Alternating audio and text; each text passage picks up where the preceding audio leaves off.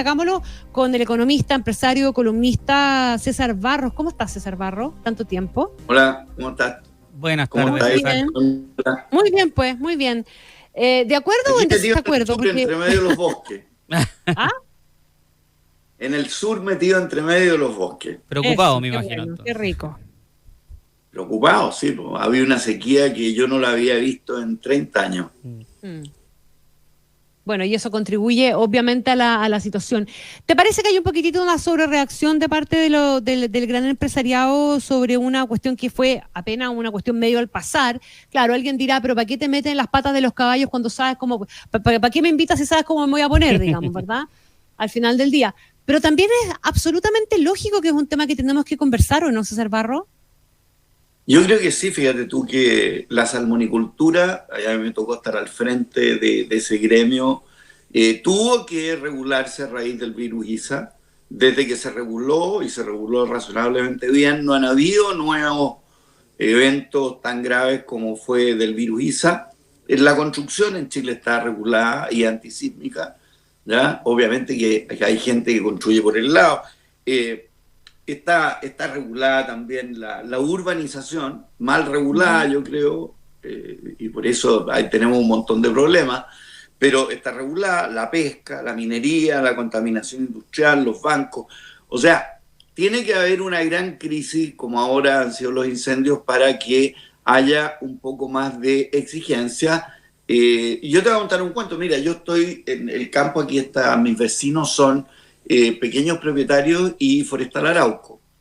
Y tú te das cuenta que si hay un incendio, todos estos pequeños propietarios y mi casa inclusive serían arrasadas por el fuego, ¿ya? Y por lo tanto es muy necesario que se exija a las compañías, por ejemplo, tener caminos que quepan autos de ida y de vuelta y no de una sola pista, como es lo que hay aquí para los pequeños propietarios. Que hay una franja mucho más amplia de los 8 metros que los pequeños propietarios han exigido en que no haya árboles, ¿ya? Hay que regular también el tema de que la gente bota basura en las quebradas ya dentro de los bosques, y eso es una gran fuente de incendios, y eso se debe a que en los pueblos no hay dónde botar las basuras, a que hay poca vigilancia y que las forestales tampoco se preocupan en retirar esa basura o cerrar los lugares donde se está poniendo, ¿ya? Yo creo que sí queda mucho por hacer de las empresas forestales en sus bosques, sobre todo en lugares donde hay población, porque se les queman los árboles a ellos, un problema de ellos, pero cuando se empiezan a quemar bienes de otras personas porque hay incendios en sus bosques, ¿no es cierto?, es un problema que es complicado. Y César, ¿usted encuentra algún problema en las palabras del presidente Gabriel Boric? Porque como bien mencionaba la Connie... Ninguna. Tanto en Y yo tono, creo que cuando hay crisis es la única forma que en Chile hayan discusión. Sí, pues. Sí, y en ese sentido justamente quería profundizar. O sea, difícilmente el presidente dice que esto es responsabilidad de las forestales, incluso dice esta es una discusión que tenemos que tener a largo plazo, o que dejemos de combatir los incendios para irnos al Congreso y empezar a legislar, ¿no? Lo empieza a decir cuando sea el momento, se irá a discutir. Ahora, la pregunta es, ¿de qué manera esto se puede regular de mejor forma? Usted acaba de mencionar varios ejemplos, pero en específico en el caso de las forestales, de tal manera de que se pudiera evitar mayor cantidad de daño por este tipo de incendios. Yo no soy un experto forestal, pero obviamente lo que yo veo aquí a mi alrededor es que no hay cortafuegos, ¿ya? En que no hay protección a las propiedades que no son de ellos, es decir, una propiedad al lado de ellos, si hay un incendio de su bosque, no solo pierden ellos, sino que pierde también su vecino. El tema de la basura es grave, porque la gente bota basura y no hay... Yo creo que tienen vigilantes, tienen guardabosques, pero probablemente son mucho menos de los que debieran tener. O sea, piensa tú que si este es una zona y un país que es proclive a que hayan incendios forestales, con los daños directos que se le producen a las forestales, pero los indirectos, que son los más graves, que son a los inocentes, digamos, de la industria forestal, tal como se regula que las casas sean antisísmicas y que tengan sus planos de cálculo y que tengan que ser regulados en ese sentido. Por eso que en Chile, cuando hay terremotos, se caen pocas casas y se caen pocos puentes. Aquí nosotros deberíamos tener una regulación de los bosques, en lo cual se quemaran menos bosques en la práctica, claro, cuando vienen estos impactos de sequía, viento, etcétera, etcétera.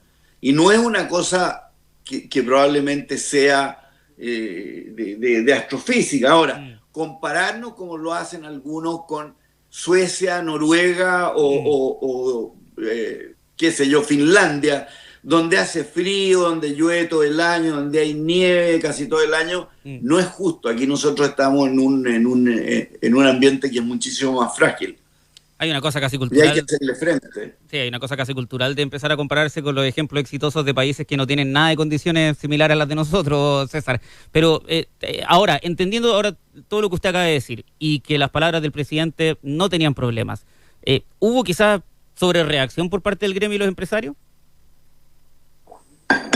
Los empresarios nunca quieren que los regulen y tienen razón. Yo me acuerdo cuando vino el virus Isa, dentro de los salmoneros había inicialmente terror a la regulación y luego fuimos los propios salmoneros los que tiramos de las orejas básicamente al regulador para que hiciera las regulaciones pertinentes para el bien de la propia industria, y en eso la presidenta Bachelet fue muy importante.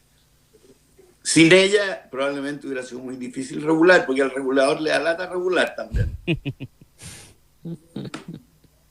Ahora, cuando hablamos de regular, César Barro, no solamente estamos hablando de regular a las industrias, a las empresas, aquí también es rediseñar de alguna manera la forma en que se fiscaliza, y eso involucra directamente a los organismos del Estado. O sea, ¿cuál es el campo de acción que tiene la CONAF acá? ¿Cuál es la fuerza que tiene la CONAF? ¿Cómo se hacen los planes ordenadores? ¿Quién los fiscaliza? Etcétera.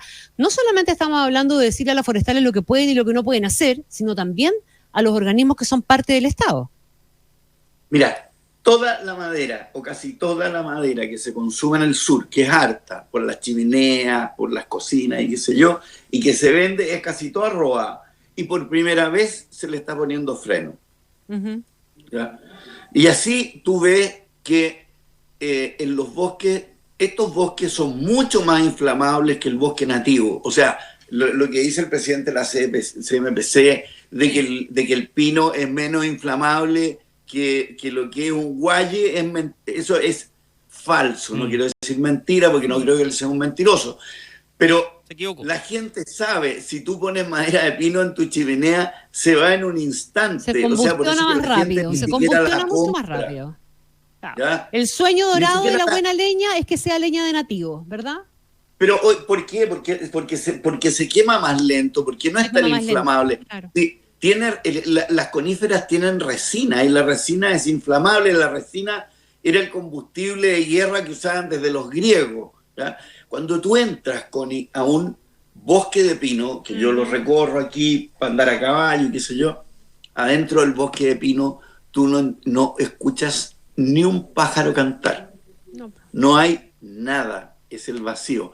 Tú pasas al bosque nativo y sientes los pájaros, sientes los animales, hay liebre. O sea, el bosque nativo es muy intruso, es muy perturbador.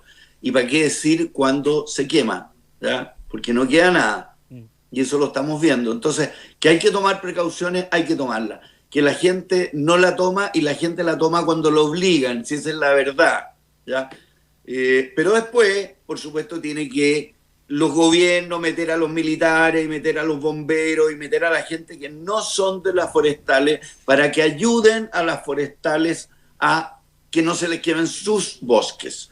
Entonces, a lo mejor tienen que tener el doble o el triple de guardabosques, tienen que sacrificar terreno poniendo cortafuegos mucho más grandes que los que hay, dependiendo de la zona, ¿ya? Y tienen que tener precauciones, tienen que tener, mira, aquí en Los Álamos, un poquito más arriba, la forestal Pedro de Valdivia, que es Arauco, nunca ha logrado que les pongan un puente para que haya una segunda salida, porque si hay un incendio, esa gente queda embotellada. Bueno, a lo mejor tienen que ponerla ahí.